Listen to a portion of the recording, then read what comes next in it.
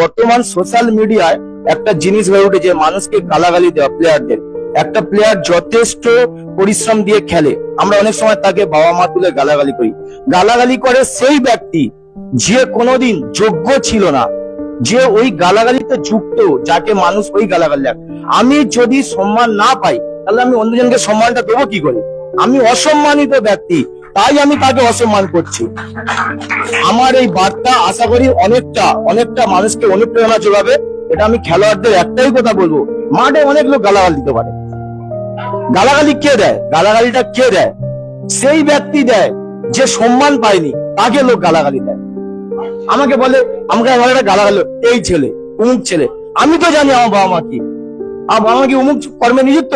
নিশ্চয়ই নয়। তাহলে এই খেলোয়াড়দের প্রতি এইটা মানসিকতা থাকতে হবে যে আমাকে ও এইভাবে গালাগালি দিচ্ছে, আমি এই কথাটা কখনো মাইন্ড করবো না। এই ছেলে ওই ব্যক্তি যে ওই কাজের সঙ্গে যার বাবা মা নিযুক্ত, এইটা কেউ কোনোদিন মাইন্ড করবে না খেলার মাঠে। আর খেলার হার জিত থাকতে পারে। প্রত্যেকটা খেলোয়াড়দের উদ্দেশ্যে একটা কথা বলবো, খেলা যখন তোমরা হেরে যাবে বা যখন ব্যর্থ হবে, তোমরা কোনদিন ঝগড়াঝাটি করবে না নিজেদের মধ্যে। ঘরে এসে দেখবে যে কার কোন জায়গা ভুল হলো, আমার আজকে এই জায়গাটা ভুল হয়েছে, তার ওই জায়গাটা, সে এই শটটা এই মারলে ভালো হতো। এই ভুলগুলো কারেকশন করার চেষ্টা করবে, দেখবে অনেকটা দূর এগিয়ে যাবে।